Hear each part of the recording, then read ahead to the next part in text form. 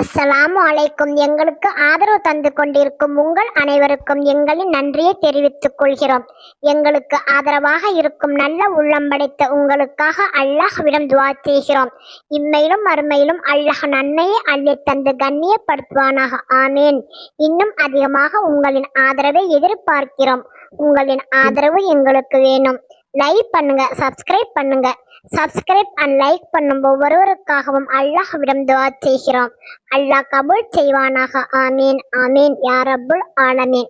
அளவற்ற அருளாளன் நிகரற்ற அன்புடையோனுமாகிய அல்லாஹுவின் திருப்பெயரால் நிறைவுடைய வாழ்வளித்து இந்நெடுநிலத்தை காப்பதற்கு மறையளித்த இறைவனுக்கே மாபெரும் புகழ் அனைத்தும். ஹிஜ்ரி 3வது ஆண்டு சப்பால் மாதம் 5ஆம் தேதி அனஸ் மூனிஸ் என்ற இரு வீரர்களை எதிரி படையின் நடமாட்டத்தை உளவறிந்து வர நபிகள் நாயகம் ஸல்லல்லாஹு அலைஹி வஸல்லம் அவர்கள் அனுப்பி வைத்தார்கள். குறைசியர்களின் படை மதினாவை நெருங்கி விட்டதாகவும் அவர்களின் ஒட்டகங்கள் வயல்களை எல்லாம் மேய்ந்து விட்டதாகவும் மதினாவின் மேய்ச்சல் நிலம் முழுவதும் வெறுமையாகி விட்டதாகவும் அவர்கள் இருவரும் வந்து செய்தி கூறினர். பிறகு நபிகள் நாயகம் ஸல்லல்லாஹு அலைஹி வஸல்லம் அவர்கள் எதிரி படைகளின் எண்ணிக்கையும் ஆயுதங்களின் அளவையும் பற்றி அறிந்து வருவதற்காக ஹுபாப் இப்னு முன்தீர் எனும் தோழரை அனுப்பினார்கள். அவர் சென்று நோட்டமிட்டு அந்நலாருக்கு பல தகவல்களை தெரிவித்தார். மதினாவில் அன்றைய இரவு பெரும் பீதியும் அச்சமும் நிறைந்த இரவாக கடிந்தது. மாபெரும் சக்தியாக எழுந்து வந்திருந்த எதிரி படையினரை சமாளிக்க வேண்டிய நேரம். எதிரிகள் நகரத்தை தாக்கி விடுவார்கள் என்ற அச்சம். துணிவுள்ள வீரர்கள் சிலர் போருடை அணிந்து இரவு முழுவதும் மதினாவின் எல்லையை காவல் காத்தனர். சஅத் இப்னு உபாதா ரலி, சஅத் இப்னு முஆத் ரலி முதலியோர் ஆயுதங்களை ஏந்தி இரவு முழுவதும் மஸ்ஜிதே நபவியின் வாயிலருகே காவல் காத்தனர். இறுக்கமான சூழலில் காலை உதயமாயிற்று. அன்று வெள்ளிக்கிழமை. மக்கள் நபிகள் நாயகம் ஸல்லல்லாஹு அலைஹி வஸல்லம் அவர்களிடம் வந்து படையெடுப்பு பற்றி விசாரித்தனர். அந்நலார் குறைசி படையெடுப்பை பற்றி தம் கருத்தை தெரிவித்தார்கள். நாம் மதினாவிலேயே தங்கியிருப்போம். நாம் வெளியேறி எத்தகைய மோதலிலும் ஈடுபட வேண்டாம். அவர்கள் புறத்தில் இருப்பார்களாயின் அவர்களே கைசேதப்படுவார்கள். மீறி நம் மீது தாக்குதல் நடத்துவார்களாயின் நாம் நகரத்தில் இருந்து கொண்டே அவர்களை எதிர்ப்போம். மதினாவின் வீதிகளையும் பாதைகளையும் நம்மை போன்று அவர்கள் அறிய மாட்டார்கள். எனவே நாம் அவர்களை சுற்றி வளைத்துக் கொள்ளலாம். இது எனது கருத்து. நீங்கள் என்ன கூறுகிறீர்கள் என நபிகள் நாயகம் ஸல்லல்லாஹு அலைஹி வஸல்லம் அவர்கள் மற்றவர்களிடம் கேட்டார்கள். நுண்ணறிவுள்ள பெரிய மனிதர்கள் அனைவரும் ஒரு மனதாக மகிழ்ச்சியுடன் இம்முடிவை ஏற்றுக்கொண்டார்கள். அப்துல்லா இப்னு உபையும் இதை முழுமையாக ஆதரித்தான். இறைத்தூதர் அவர்களே, தங்களுடைய கருத்தை மிக மேலானது. தாங்கள் மதினாவிலேயே இருங்கள், வெளியே செல்ல வேண்டாம். நகருக்கு வெளியே சென்று எதிரிகளை எதிர்த்த போதெல்லாம் நாம் இழிவடைந்துள்ளோம். இது எங்கள் அனுபவம். எதிரிகள் யாரேனும் நகருக்குள் படையெடுத்து வந்தால் அவர்கள் இழிவடைந்தே சென்றுள்ளார்கள். எனவே எதிரிகளை வெளியிலேயே இருக்க விடுங்கள். அவர்கள் கைசேதப்படுவார்கள்.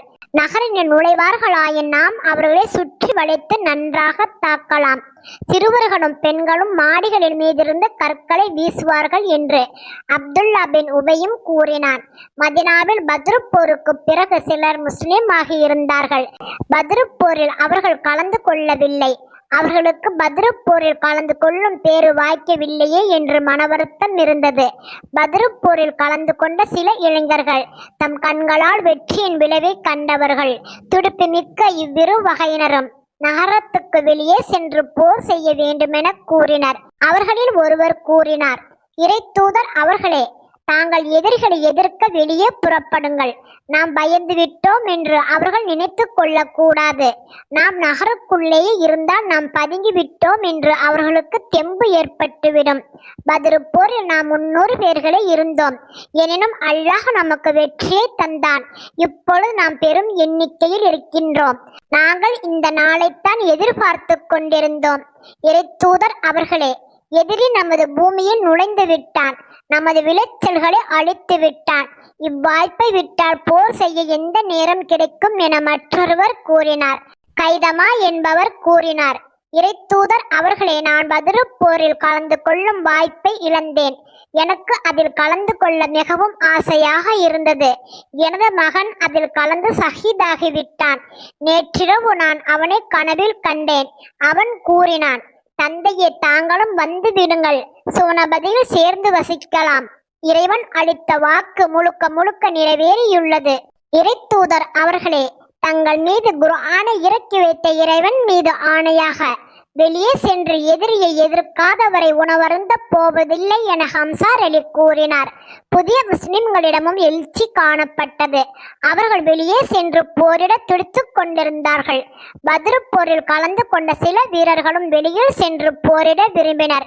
இஸ்லாத்தின் பாதையில் உயிரை வேண்டும் என்று ஒவ்வொருவரும் ஆசைப்பட்டனர். இஸ்லாத்துக்கு எந்த இடையூறும் ஏற்படுவதை அவர்கள் விரும்பவில்லை.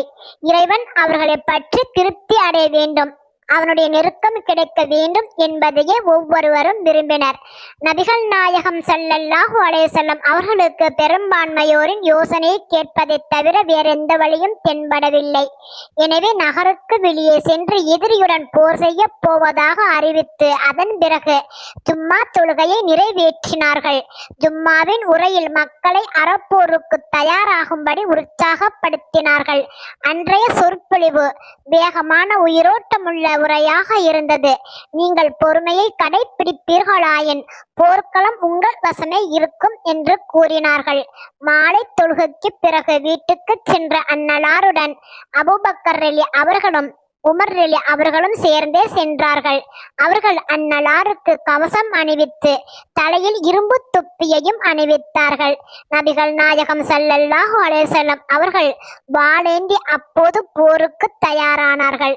நகரின் வெளியே சென்று எதிரிகளை எதிர்ப்பதில் சிலருக்கு மகிழ்ச்சி ஏற்பட்டது என்றாலும் சிலர் அதை விரும்பவில்லை. வெளியே சென்று போரிடுவதில் அபாயம் இருப்பதை உணர்ந்தவர்கள் நபிகள் நாயகம் ஸல்லல்லாஹு அலைஹி வஸல்லம் அவர்கள் வீட்டினுள் சென்ற போது வெளியிலிருந்து பலவாறு பேசினர். நகருக்கு வெளியே சென்று போரிட தூண்டியவர்களிடத்தில் ஸஅத் இப்னு முஆத் ரலி, உஸைத் இப்னு ஹுலைர் ரலி இருவரும் கூறினர், நீங்கள் நபிகளாரின் பேச்சை கேட்காது அவர்களை நகருக்கு வெளியே சென்று போரிட வற்புறுத்துகிறீர்கள். அவர்களுக்கு வகை இறைவன் அறிவிப்பு வருகிறது என்பதை நீங்கள் அறிந்தவர்கள்தானே. எனவே முடிவெடுப்பதை அன்னலாரிடமே நீங்கள் விட்டுவிடுங்கள். அன்னலார் என்ன சொல்கிறார்களோ அவ்வாறே நீங்கள் செய்யுங்கள். அன்னலாரின் விருப்பம் எதுவோ அதையே நீங்களும் விரும்புங்கள். இவ்வுரையாடல் நடந்து கொண்டிருக்கும் போது நபிகள் நாயகம் ஸல்லல்லாஹு அலைஹி வஸல்லம் அவர்கள் போர்க்கள உடையோடு வெளியே வந்தார்கள். வெளியே சென்று போரிட வேண்டுமென்று வற்புறுத்தியவர்கள் வெட்கத்துடன், இறைத்தூதர் அவர்களே, நாங்கள் தங்கள் பேச்சை கேட்காமல் பெருந்தவறு செய்துவிட்டோம். தாங்கள் சிறந்ததென கருதுவதையே செய்யுங்கள் என கூறினார்கள். அதற்கு நபிகள் நாயகம் ஸல்லல்லாஹு அலைஹி வஸல்லம் அவர்கள், நான் முதலில் எதை சொன்னேனோ அதை நீங்கள் கேட்கவில்லை. ஆயுதம் தரித்த பின் அதை களைவது எந்த நபிக்கும் உகந்ததல்ல. எனவே இப்பொழுது புறந்தே சென்று போரிடப் போவதை தவிர்க்க முடியாது. புறப்படத்தான் வேண்டும். நான் சொல்வதையே நீங்கள் செய்யுங்கள். இறைவன் பெயரால் புறப்படுங்கள். பொறுமையுடன் செயல்படுவீர்களாயின் வெற்றி நமக்கு கிடைக்கும் என்று கூறினார்கள். தோழர்கள் விரைந்து ஆயத்தமாகி எதிரிகளை நோக்கி புறப்பட்டார்கள். முஸ்லிம்கள் எண்ணிக்கையில் 1000 பேர்கள் இருந்தனர். 2 குதிரைகள் தான் இருந்தன. அதில் ஒன்று நபிகள் நாயகம் ஸல்லல்லாஹு அலைஹி வஸல்லம் அவர்களுக்குரியது. படையில் சில துடிப்பான இளைஞர்கள் இருந்தனர். அவர்கள் இஸ்லாம் என்னும் நிலத்தை தங்கள் குருதியால் வளம் பெறச் செய்ய பேரார்வம் கொண்டிருந்தார்கள். நபிகள் நாயகம் ஸல்லல்லாஹு அலைஹி வஸல்லம் அவர்கள் படையை பார்வையிட்ட போது மிக சிறிய வயது இளைஞர்கள் எல்லாம் திருப்பி அனுப்பிவிட்டார்கள். அவர்களில் 2 மட்டும் படையுடன் சேர்ந்து செல்லும் பேறு வாய்ந்தது. அதில் ஒருவர் அம்பெறிவதில் வல்லவர், மற்றவர் பலத்தால் வல்லவர். முதலாமவரின் பெயர் ரௌபி, மற்றவரின் பெயர் சமூரா. அப்பொழுது அவ்விருவரின் வயதும் 15 தான். அப்படையில் அப்துல்லா இப்னு உபையும் இருந்தான். நயவஞ்சர்களின் தலைவனான அவனோடு 300 பேர்கள் இருந்தார்கள். சிறிது தூரம் சென்ற பிறகு தன் சகாக்களை அழைத்து கொண்டு இப்னு உபை மதினாவுக்கு திரும்பிவிட்டான். அப்துல்லா இப்னு அம்ர் ரலி அவனுக்கு பலவாறு விளக்கம் கூறி அன்னலாரோடு செய்து கொண்ட உடன்படிக்கையை நினைவூட்டினார். ஆனால் அவன் அதை ஏற்றுக்கொள்ளவில்லை. முகம்மது நமது பேச்சை கேட்கவில்லை.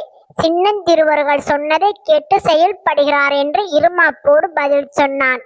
அப்துல்லா இப்னு உபையின் தோழர்களிடம் அப்துல்லா இப்னு அம்ர் அலி மிக பணிவோடு கூறினார், சகோதரர்களே, எதிரிகள் எதிரில் பெரும் படையுடன் நின்று கொண்டிருக்கும் போது நீங்கள் நபிகள் நாயகம் ஸல்லல்லாஹு அலைஹி வஸல்லம் அவர்களை ஒருபோதும் விட்டு விட்டு செல்லாதீர்கள் என்று நான் அல்லாஹ்வின் பொருட்டால் உங்களிடம் வேண்டுகின்றேன் என்று கூறினார். ஆனால் அவர்கள் அதை ஏற்றுக்கொள்ளவில்லை. உண்மையிலேயே போர் நடக்குமாயின் நாங்கள் ஒருபோதும் விட்டு விட்டு செல்ல மாட்டோம், ஆனால் போர் நடப்பதாக எங்களுக்கு தோன்றவில்லை என்று கூறி அவர்கள் சென்று விட்டனர். நபிகள் நாயகம் ஸல்லல்லாஹு அலைஹி வஸல்லம் அவர்கள் எஞ்சிய படையோடு முன்னேறினார்கள். அவர்களுடன் 200 முஸ்லிம்களே இருந்தார்கள். எதிரிகளோ 3000 பேர் இருந்தனர். அவர்களில் பெரும்பான்மையோர் கருவிய மனத்துடன் பழிக்கு பழி வாங்க வந்திருந்தனர். இதன் தொடர்ச்சி இன்ஷா அல்லாஹ் வரும் நாட்களில் கேட்கலாம். இறைவனுக்கு அஞ்சுவோம், இறைவனின் கட்டளைக்கு கீழ்ப்படிவோம். தபாரக்கல்லாஹ், அல்ஹம்துலில்லாஹ்.